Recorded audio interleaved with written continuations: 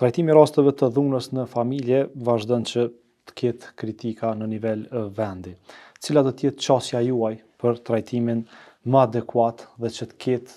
edhe dënime që janë më meritore që arrijnë qëllimin. Pra po flasim për fushën penale. Tani departamenti i përgjithshëm divizioni penal është divizioni që ka kompetencë lëndore për trajtu rastet e dhunës në familje. Njëjtën kohë është një divizion që në kuadër gjykatës themelore në Prishtinë është mjaft i ngarkuar edhe me lëndë tjera, që pra kemi një numër bukur të madh të lëndëve edhe për gjyqtar të caktuar në divizionin penal. Megjithatë,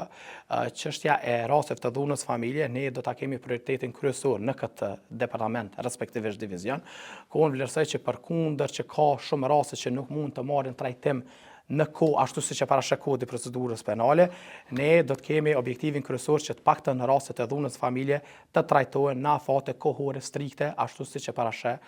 kodi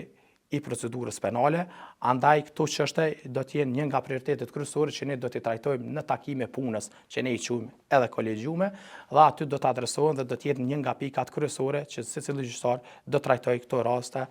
në afatet kohore të parapara me dispozitat ligjore. Tek politika e dënimeve?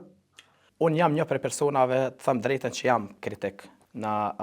politikën dëshkëmbore. Ju e dini që Gjykata Supreme ka bërë një punë të vazhdueshme në nxjerrjen e udhëzuesve të politikës dëshkëmbore, pikërisht me theks veçantë kritikën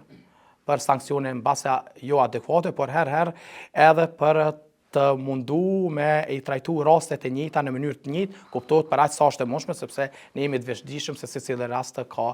specifikat e veta dhe një nga çështjet të thelbësore për çështje penale do të jetë jo vetëm trajtimi i